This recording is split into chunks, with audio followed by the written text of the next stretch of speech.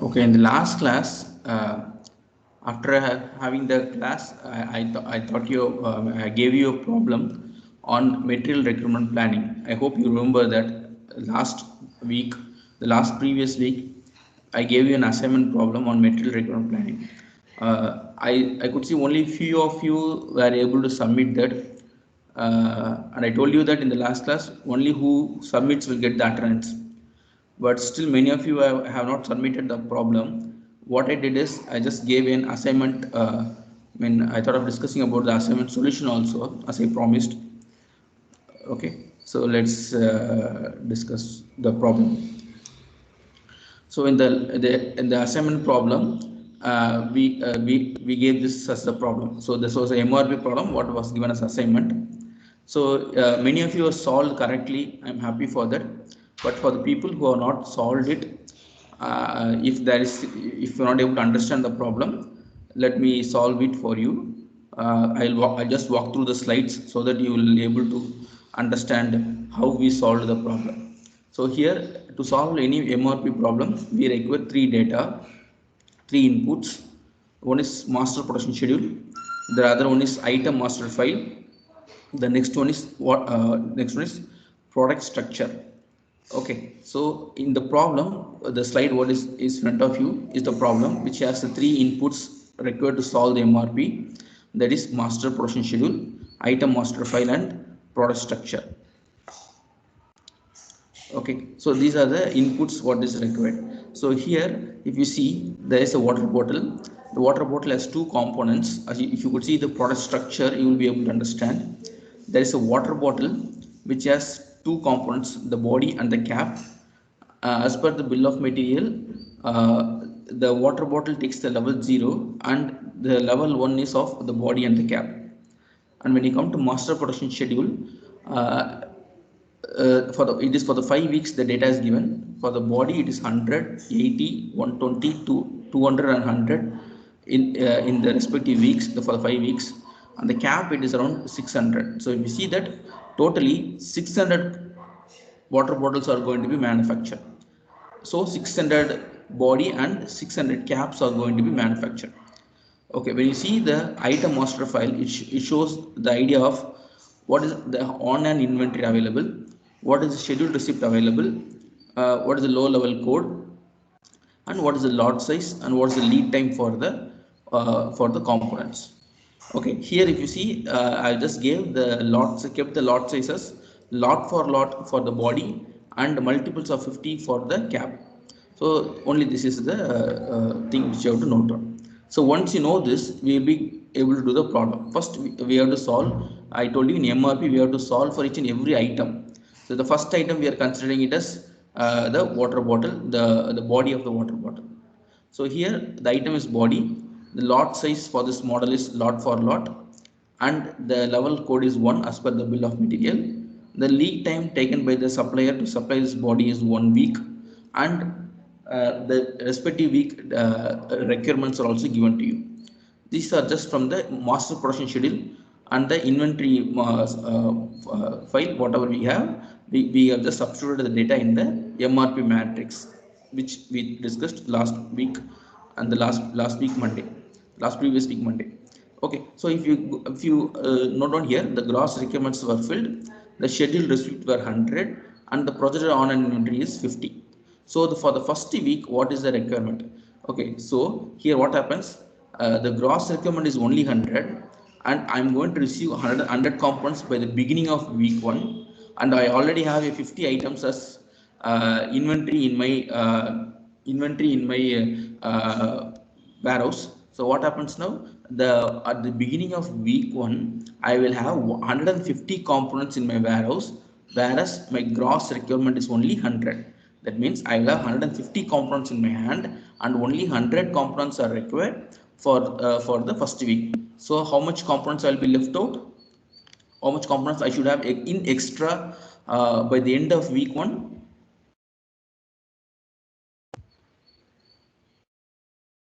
By the end of 50, sir. 50 components are going to be in extra in my hand, because the gross, but my but by the beginning of week 1, I will have 150 components. 150 components will be there. Only 100 components are required. So what is the net requirement? Do you require any components in the first week? Any thing need to be supplied for the first week? Is there any net requirement for the first week?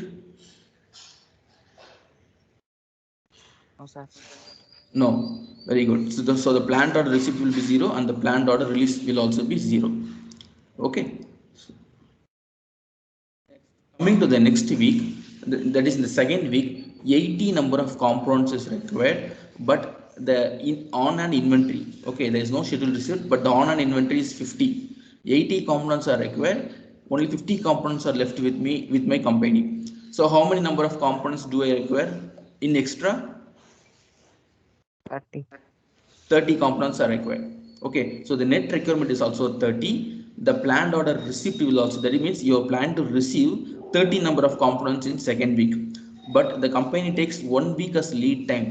Okay, so the supplier tells I need 1 week to supply the goods to you. So what happens when you want to have 30 components at the beginning of week 2, you have to place the order on week 1. 1 week once.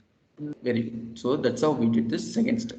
So, so what will be left at the end of week 2? What happens at the end of week 2? There will not be any component left with us because out of 80 components, 50 components were taken from the inventory. So only 30 components for the requirement. So at the end of week 2, nothing will be left out in the warehouse or in the inventory or the what you call as projected on it.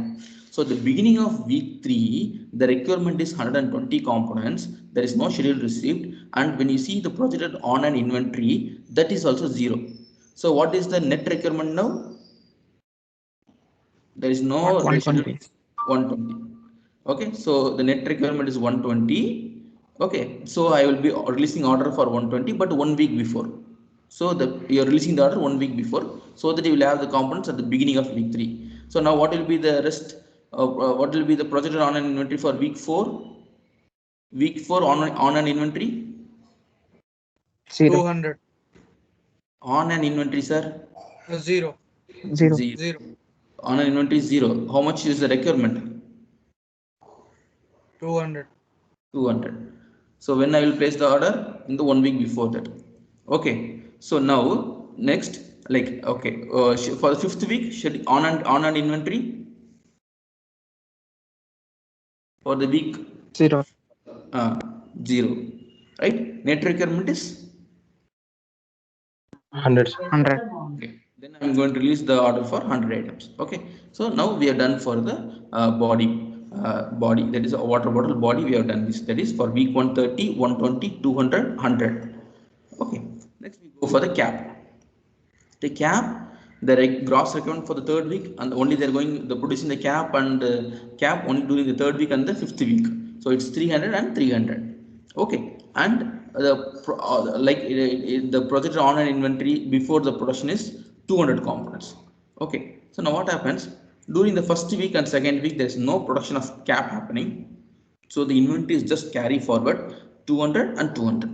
So, but in the third week, if you observe, in the 3rd week when you observe, the gross requirement is 300. Okay, the gross requirement is 300. The inventory is how much? The project on inventory is 200. 200. 200. Project on inventory is 200. Okay, 200. So what will be your requirement at the beginning of week 3? 100. Net 100. 100, very good, 100. But the lot size is what? Multiple of 50. That means the supplier will give 50, 100, 150, 200, 250, like that. Okay, even if you require 49 components, your supplier will give 50 components only. If you require 99 also, your supplier will give only 100, like that. So even if you require 51, you'll give only 100 components. That is multiple of 50. So in this case, we require 100 components, right? Your requirement for the week 3 is 100 components because 200 is already with you. So 200 plus 100 will be make 300. So the net requirement is only 100. Okay, but like how much you have to release the for how many components you release the order, planned receipt order, or the net requirement is how much? 100. 100.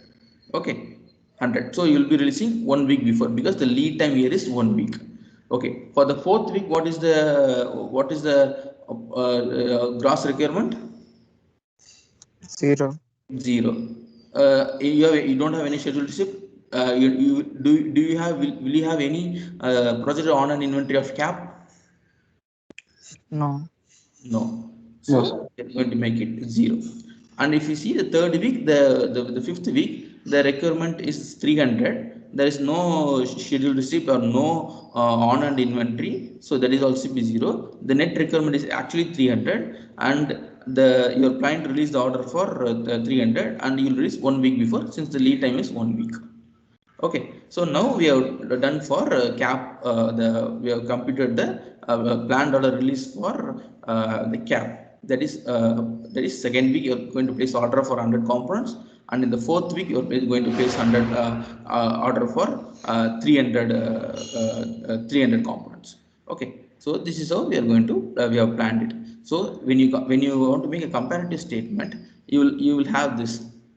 So the planned order report, the final report is for the body, 1st week 30 components has to be released, 2nd week 120, 3rd week 200, and the 4th week 100. Whereas for the cap, you are going to release in the 2nd week for 100 and the 4th week for 300. So this is the final solution, what is expected from your assignment problem, which we discussed, which I gave you on the last class. Okay, so I believe that now you will be able to solve it on your own. Okay, so okay, if you have any doubt, we can discuss this problem now. If you have any doubt, we can discuss it again.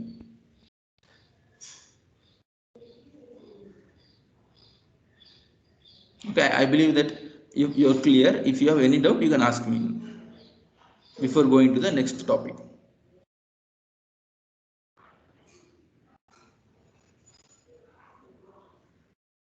Clear. Okay, thank you. Then in that case, we will discuss the next topic. Okay, so the next one we will have. Okay, so this is the inventory problem, what I gave you in the last class. Okay, so next this one. Okay, this is the problem which we solved just now. Just now we saw how to solve this problem. Okay, now let's enter to the next simple topic. Today we will keep the enough. We have solved one problem. We have revised the MRP problem. So let's stop here, and we will discuss about some theory part of MRP. Theory part in sense some new things which we will discuss about MRP. So whenever we say MRP, there is going to be some confusion. Okay, why this confusion will happen? Because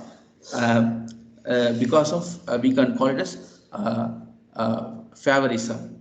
Okay, now the nice word to use is called as nepotism. Okay, you know what is nepotism, right? Recently that is in news everywhere. Okay, so what is nepotism? Yeah, someone can tell me.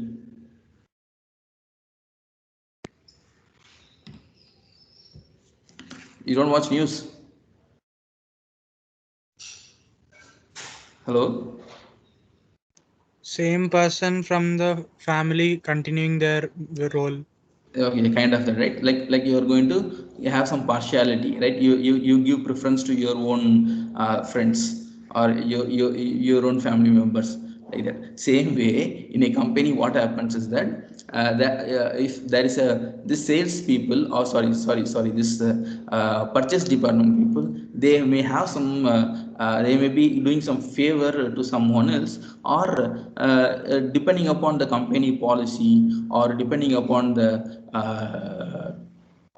situation, the company is sometimes forced to be biased. Okay, so what is that thing? They say, for example, I am from Reliance. Okay, I am from Reliance, and there is one supplier who is and I am starting my business newly, and I am the supplier. I am supplying to Reliance, for example, and I am also supplying to a government project. Okay, I am a supplier to two people. One is a government project, and another one is Reliance. But Reliance has just told me that okay, you may need to supply this many number of components, for which I will pay you double the money what I give, what you're being paid by the by your state government.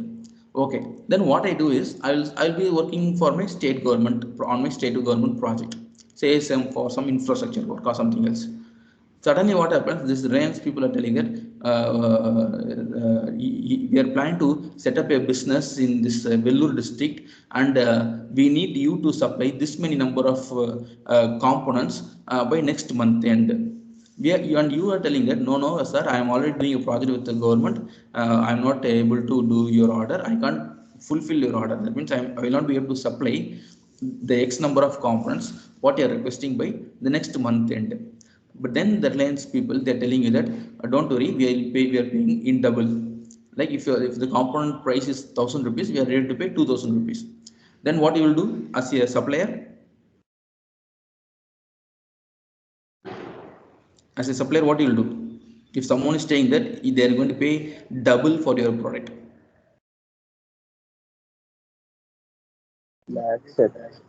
You accept it, right? If because you're going to make huge profit, and the number of orders also, the number of components requested by the Reliance is going to be more than the government project where you are already a supplier. Okay, so now in this situation, what will happen? The supplier, what he will do is he will slowly reduce the quantity supplied to the government project, and he will try to push more number of his capacity, or what is he will increase his production, and he will try to give the components produced by him to the Reliance company for their project, for the Reliance project. Okay, so now what is happened, this is going to be a bias situation. So what will happen now? The state government project which was dependent on your supply will have to will face lot of difficulties. Okay, because you didn't supply, you are a supplier, and you are not supplying the required quantity to the people who you are already working with, or whom you are really working on, right? So this situation is going to be very bad. So this situation is bad. So what happens now? So what will be the situation? So we call this situation as nervousness, or we call this situation as the unplanned situation. So this is going to cause some effect in the supply system, or we can call this in planning of your resources. The state government project is going to face a big problem because of the nervousness, or the bias what you created. The company or the state government project is going to face that problem. So this is because when something unplanned happens, so in general, nervousness in MRP can be understood as if something happens, how the company is going to survive that. So that we can consider as the nervousness in MRP. Okay, so this is going to cause it. So how this is going to affect? Say for example, you know the master production schedule. The first problem in the previous problem, say for example, in this master production schedule, okay, instead of week number, say for example, the case of the body, the master production schedule for the second week is 80. Okay, instead of 80, if they raised the requirement to 200, suddenly what will happen? You are going to manufacture, imagine you are the company which manufactures this water bottle, and you are going to increase your master production schedule. You are going to bring a change in the master production schedule for the second week from 80 to 100, or 80 to 200. Okay, you're going to change from 80 to 200, and in the fourth week you are going to plan for 80 components instead of 200 components. That means you're going to do two changes. In week number 2, you're raising your production by 120, and in the fourth week you are reducing the production by 80. So for your company, this may be a small change. Okay, but as a shop floor in charge, you can bring a small, you can just change the numbers. You may think what the big difference is going to make, but in the supplier end or from your purchasing department end, they are going to face a huge challenging task. Okay, you are just swapping the your schedule for the second week and the fourth week, but in reality that is going to be a big change, what the supplier has to undergo or your purchase department has to undergo, because suddenly when you increase the order or decrease the order, your purchase department has to negotiate with the supplier, and they have to make changes in their lot size, because normally say for example if it's lot for lot they will not be having much problem, but imagine multiple of 50 or multiple of 100, like if there's small change in the demand or the gross requirement, the company or the purchase department of the company has to undergo a lot of issues with the supplier.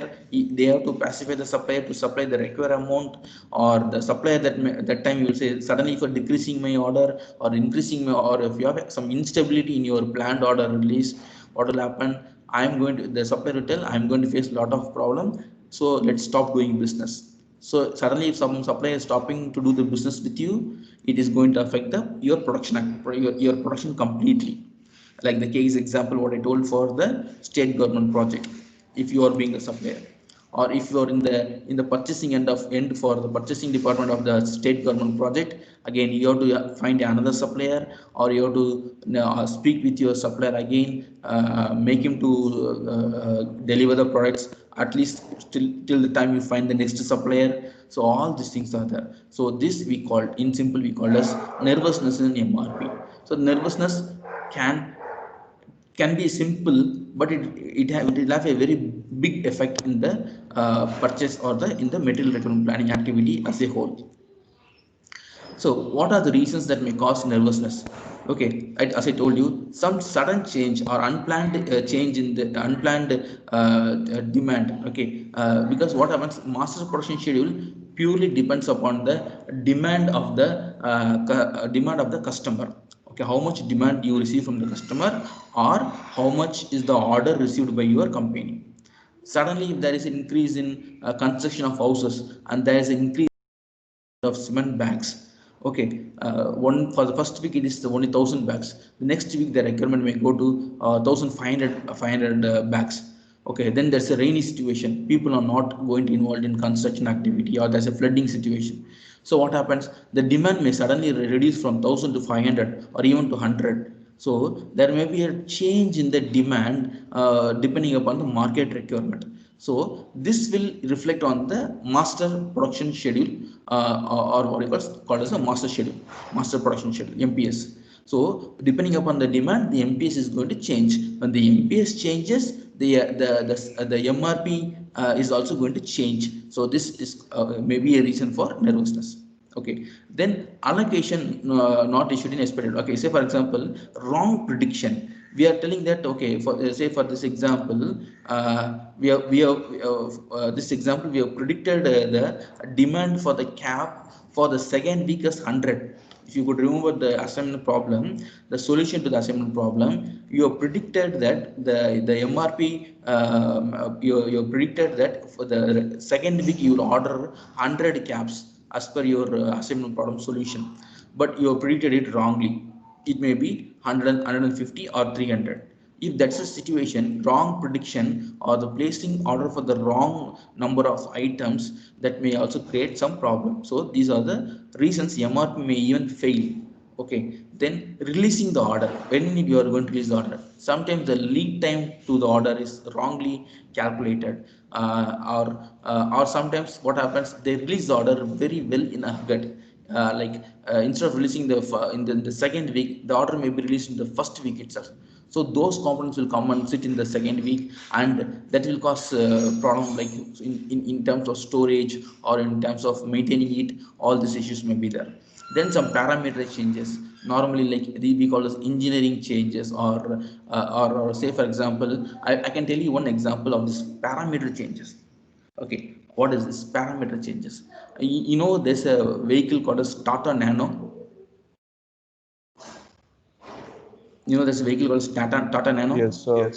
Okay, that is just an advanced version of an auto. We all know there's basically a scooter developed into a four-wheeler. Okay, so the engine has to be the engine was manufactured in collaboration with that Cummins in India, Pune, and Toyota. So both people were involved in the development on Tata. That was a collaborative project for developing the engine for this, and the engines were casted in Bangalore in Shakti Auto Components, and for the pilot launch it was produced there, and that has to be machined, or that has to be rebored. For the cylinder has to be rebored. So for this, they have kept an accuracy of some microns. The Shakti Auto Components people, they were not able to meet the requirement of this German engineering. Okay, their tolerance, the value, or the tolerance value what was given, they were missing it badly. It was like the Toyota is known for its quality, and they started rejecting the engines which are even 0.04 variation in the tolerance values, which major issue. But still they rejected it because considering the quality of the engines for the Nano, you may consider why Nano got costly. These are the reasons. Okay, so there was a engineering change, or there was engineering parameter change. What happened? So which bought a lot of which costed the company a lot. It costed not it costed the supplier. I was talking about the Shakti Auto Components, where it costed more to the company. Okay, I have a personal. Since I'm the advisory board of this Shakti Auto Components. I know this personally. That's why I'm able to share this here. So a change in small micron value led to a big loss for the company. Okay, because the purchasing. This is not about purchasing actually. What I'm telling is a small change may create big loss for the company. Okay, like around like 40,000 engines were has to be scrapped down, or put back to again to the casting, melted and put back to the casting process again, or like the engines have to be recasted. The engine blocks has to be recasted because of this, which cost the company more. So these are some parameters, some parameter changes. Like instead of giving this percentage, they would have given some extra percentage. Since there was a change which the supplier was not able to meet at that moment, it is going to bring a lot of changes. And engineering changes, if you're working for the core company, you will understand what is engineering changes, right? A small change we call as for this you should know about version revision, and you know that like okay, I'll put it in simple terms for you to understand this engineering changes. You are launching a mobile app. Say you'll buy a mobile, and you are going to install some games or some app in your mobile. Okay, so what happens as the app is being launched to you, the app will not be working fast as you expect, or there may be a drop in the performance of your mobile because of that particular app. So what you will do, then in the social media or somewhere, the people will write to the company that you are facing an issue. So then what the company will do, say for example, that is of course game is now banned. Or let's take the example of PUBG 1.0 version is 1.0, version 1.0, the game was slowly booting or it has some issues. Then the company will tell that no, we have fixed the bug in it. Now you can download the new version, or you can update your PUBG game. Now it becomes PUBG 2.0. Again there may be some changes required, so again there may be some bug fixation. Okay, people call it as bugs, right? Bug implanted or something in software terminologies. These are called as engineering changes. In case of production company, this will be in terms of engineering drawing. There may be change in the engineering drawing, or there may be change in the, as I told you, there may be change in the tolerance value what is given to you, or to ensure a good fit, there may be change in the tolerance value, or it can be the surface finish, or it can be the build quality. There may be change, like they may be expecting a fine quality, where fine quality is not may not be the necessary for that particular component. So then they may reduce the thing. In case of automobile companies, the car, they may reduce the body thickness, I mean the thickness of sheet metal what is used. Every vehicle, whenever it gets launched in the market, what the company will do is they will use heavy thick metal sheets to show that their vehicle can withstand all loads, all impacts. Whenever it meet with an accident, nothing happens to the vehicle or you. So they give some thick sheet metal, metal panels, door panels. The body is being built with thick sheet metal. But over a period of time, after selling some thousand vehicles or some number of numbers, what they do is they will reduce the thickness of the sheet metal what they are going to use, because when they reduce the thickness of the sheet metal, what happens automatically the vehicle's performance will improve. There is more mileage they can achieve, and also the body weight will be less, which will also be costing less to the company. So over a period of time, they will keep on reducing the thickness of the sheet metal what is being used in the vehicle day by day, which the customer will not cannot realize. Okay, so these are some engineering changes which can impact the nervousness for you. For the company, reducing the thickness of sheet metal is a simple task, but it's the headache of the purchase department and the supplier to reduce their standards to deliver you, because when they promised you something, they're expecting something from you, and over a period of time their expectation varies, then there's a nervousness. Same thing happens, right?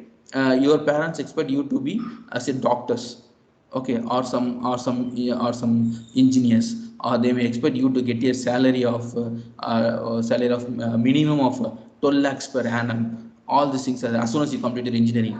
Okay, so some big expectations are with your parents.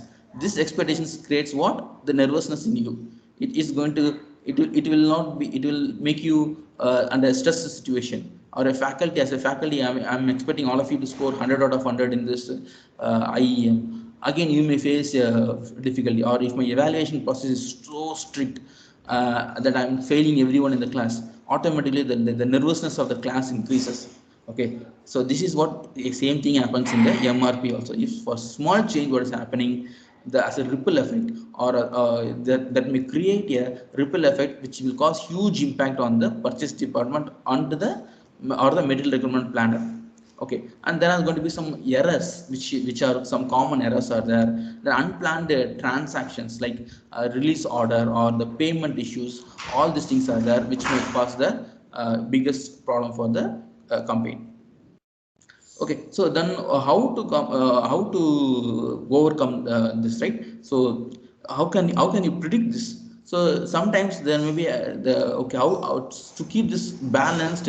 What they do is sometimes, I mean, why this is created basically. Sometimes some orders are being expedited. Say for example, they tell that okay, uh, the requirement of some item is only 100 for next week, but they say no. By this the end of this weekend only we require the components. We have preponed this activity. There is a requirement of this items. So we need these items ahead of the target. So you need to expedite it. Or there may be a delay, or there may be cancelling of orders, and there may be a confusion in the planned order release. So these three things will indicate to you that the source of the nervousness. Okay, so we have done this. We have done what is this nervousness MRP system. Okay, there may be change in the inventory requirement. There may be change in the safety stock. There may be change in the buffer stock, and there may be imbalance in the quantities supplied, or the forecasting what they did. Because to draw a very good master production schedule, your forecasting team should be also strong. If there is a big failure in forecasting team, and that may bring a lot of changes in the master production schedule, or there may be sudden change in the lot size of your lot size offered by the supplier. Suddenly a supplier may tell, no, tomorrow onwards I'm not supplying lot for lot. Hereafter I will supply only in multiple of 50, or minimum 1000, something like that. If suddenly the change is brought by the supplier, or if there's from the both end, like from the supplier as well as from the customer end. Being the manufacturer, you have to face the you have to have a very good relationship with your customer as well as with the supplier. So we call a CRM and SCRM. Okay, customer relationship management and supplier relationship management. You have to have a very good relationship with your suppliers as well as for the customers to make this happen. So when you have a correct SRM and CRM and you have very good forecasting, then these things will happen very smoothly, or that will bring success to the MRP. Okay, so what is then what are the problems with this, right? The main problem is the only the forecasted demand and the order. Forecast demand is something and actual order received is something. So that is there. So and we should conclude, we should have the resource planning with this, and we should consider the lead time, because often the lead time plays a crucial role, or it may face a difficulty in planning this. Thing, because we have to consider lead time, because two components may be required. One component may have a lead time of 1 day, the other component may have a lead time of 1 month, the third component may have a lead time of 1 week. But we should ensure that all these three components are reaching on the right time at the right place in the company for you to start the manufacturing activity or the production activity. So that is there. So these things has to be taken care in MRP. Okay, the next part what we are going to discuss is about MRP2. Okay, so I'll just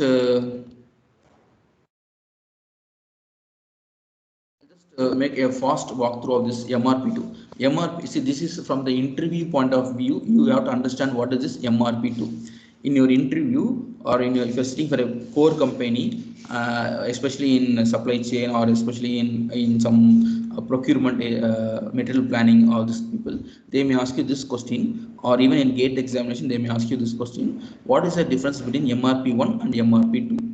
Okay, beginning of this semester, if I ask you MRP, you would have told me it's called as maximum retail price. Okay, but nowadays, if I ask you after teaching MRP, if I ask you MRP, what you tell? You will tell about material requirement planning. There is one more MRP we call as MRP2, that is called as manufacturing resource planning. What is this manufacturing resource planning? It's the higher version of MRP. In MRP, we worried only about the material, the raw material or the semi-finished goods required for manufacturing a product. But in case of MRP2, that is manufacturing resource planning, what we have to do is we are going to take care about all the 3M, that is men, material, and machine. Okay, main material machine. If you are going to plan and if you are going to process this we call it as MRP, that is called as manufacturing resource planning. That means you are going to plan all the resources required for the manufacturing activity. In case of material requirement planning, it is only about the material. In case of manufacturing resource planning, it's about everything put together. You're going to plan for the sales, you're going to plan for the finance, you're going to plan for the operations which is going to happen, and you're going to plan your master production schedule, you're going to plan your materials, you're going to plan your machines, you're going to plan your availability of human resources to run the process. So you're trying to integrate every part and parcel of the manufacturing activity. That is called as manufacturing resource planning, whereas MRP is material requirement planning. We call MRP1, MRP2. MRP1 is material requirement planning. MRP2 is manufacturing resource planning. So by now you should know what is the difference between MRP1 and MRP2. Okay, MRP2 is the combination of everything put together, that is all activities related to manufacturing of the product or services, right from the raw material stage to the finished stage and to the delivery of the customer. Okay, so this is called as MRP. From as the content of the problem being addressed is big, MRP2 has to handle a lot of data compared to the MRP1. So MRP2 cannot function without cannot be traditional. So a lot of software sort of being developed to solve this MRP2. So there's a lot of going to be there's going to be huge business data and information which need to be handled by this MRP2. And what you're seeing is just seeing a MRP2 structure where some business is being planned, sales and operations are being planned. So based upon the sales and operation planning, you are developing a master schedule. For that master schedule, you are going to plan the material requirement, and for that material requirement, you're going to compare that with the capacity planning, which we'll be looking from the next class about capacity planning. How much? So this capacity planning is, to keep it simple, I will tell you one example. The capacity of a child is he or she can eat one or two breads or chocolates. Yeah, adult can eat 5 chocolates or 10 chocolates. So that is his individual capacity. Same way in a company, a machine can produce 10 components. The another machine can produce 1000 of the same components. 1000 components can be produced in a machine. So 10 is somewhere and 1000 is somewhere else. So that is the capacity. So being a effective planner, you should know that each and every machine's capacity in your company. Like a faculty, I should be of this course, I should be able to know the capacity of each and every individual students, so that I can promise something to be achieved, right? I can't say that all my students will score centum in this subject. Okay, so as being a faculty, I should be able to know how many number of students can get S grade, A grade, or EF and less than that. Okay, so that is called capacity. So after planning, after understanding the capacity of each and every individual machines, I can create a based upon the thing, I can create a capacity plan, and for that plan again I can ask my material planning department to look on it. So that we call as capacity requirement planning, which we'll be looking in the next class. So this is the structure of the MRP2. And what are its benefits? Okay, what are maybe the fluctuation in the master production schedule? MRP2 can handle it, because it's going to be both software and human based, human control. I mean, it's going to be a cyber physical system. Okay, or what we call, yeah, it's going to have yeah, human interaction is going to be there, right? So digital and human interaction will be there. So it can handle a lot of complexity. It can even any nervousness in MRP can be handled. Okay, so that's the advantages of having MRP2. And it can improve the productivity of labor. Inventory can be rightly planned, and any fluctuations it can handle with the information what it has. Any change in engineering changes, or any change in engineering drawing can be met out quickly, and the revisions can be made accordingly, and it's safe for us to say it's a simulate. It can simulate the situations. So when you can simulate the situations, you no need to practically undergo any crisis. So that's where and you can have a better control over the process, or the purchasing process, or the planning of the materials, men and machine. So that is that. So for us, so manufacturing functions, it can have very good control over the inventory. Scheduling can be easy, and it can develop a very good relationship with your suppliers. When it comes to costing, the amount spent on inventories can be reduced. The cash flows can be quick, and you can have very good record of your inventory, and it's going to bring profit. And because you know what to plan and how to plan and when to plan. So when to plan will save you a lot of money again. And any changes in engineering drawing, or any changes in quality requirement, can be done in MRP, using MRP2, which will again benefit the, or end up saving a lot of cost, which will go because of bad quality. If there's any quality loss, that can be even overcome by changing the design, by changing the better quality norms. So which will reflect on the overall output of the company. So this is how the MRP2 will help any organization. So now if anyone asks you what is the difference between MRP and MRP1 and MRP2, we normally call it MRP and MRP2, or MRP1 and MRP2. MRP1 and MRP2. Now you should be able to tell the difference. What is MRP1? What is MRP1?